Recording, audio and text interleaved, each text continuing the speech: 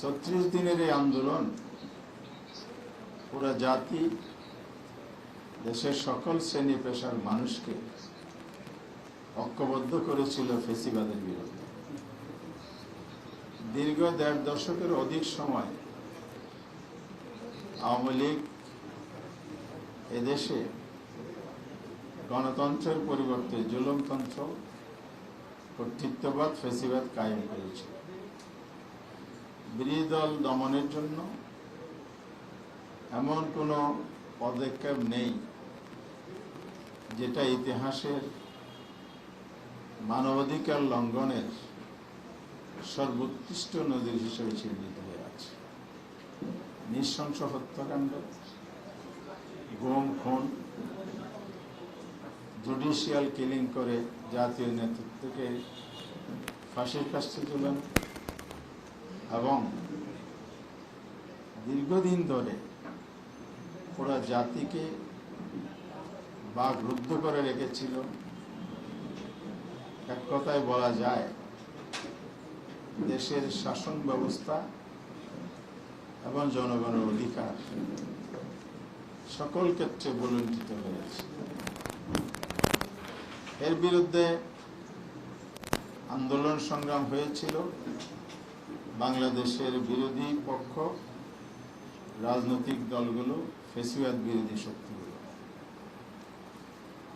এই সংকট কাল থেকে মুক্তির জন্য যে আন্দোলন গড়ে উঠেছিল, যদিও শেষ পরিণতিতে যেতে পারেনি, স্বৈরতন্ত্রের বিভিন্ন আচরণ পদক্ষেপে একটি শক্তিশালী প্রেক্ষাপট পটভূমি তৈরি হয়েছে।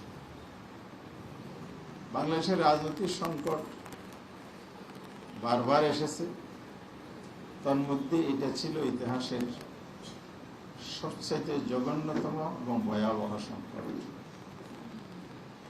যে কারণে আমাদের ছাত্র সমাজ যে আন্দোলন ডাক দিয়েছে, দেশবাসী সাড়া দিয়েছে, অসংখ্য ছাত্র জনতার রক্ত ঝরেছে, জীবন চলে গিয়েছে, পঙ্গু হয়েছে, আহত হয়েছে।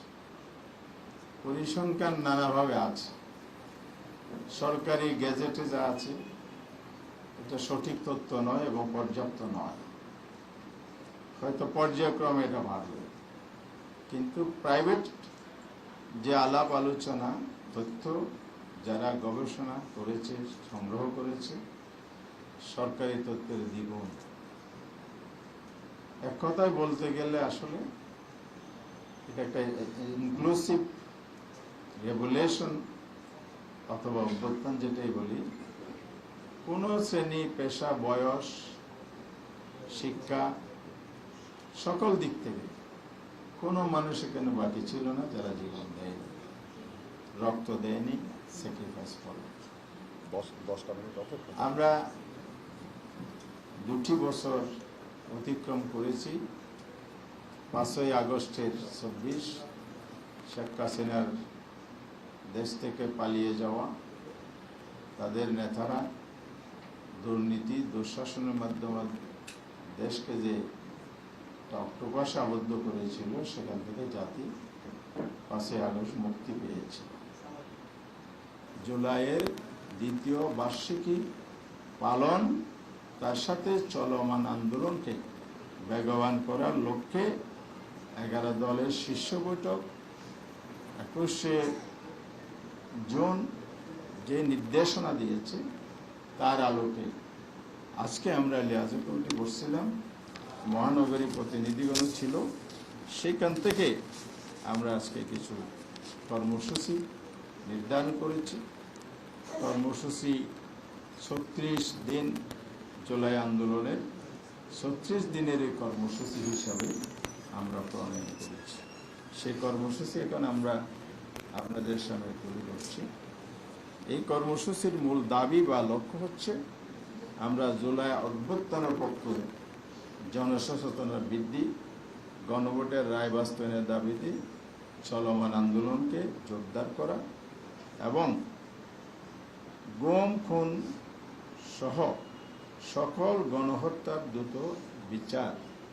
সকল গণহত্যা বলছে 2006 সালের 28 অক্টোবর থেকে 5ই আগস্ট 2024 পর্যন্ত অনেকগুলো গণহত্যা হয়েছে।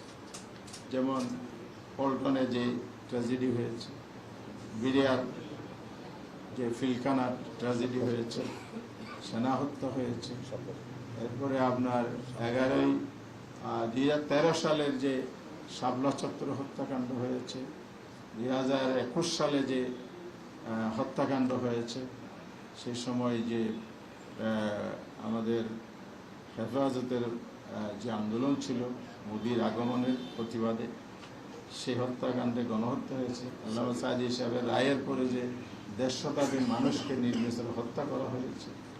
24কে জুলাই আগস্টে 14 শতাধিক মানুষ খুন, 20,000-এর অধিক, আবার কেউ কেউ আরো বেশিও বলেন, তো এই মানুষ আহত হয়েছে।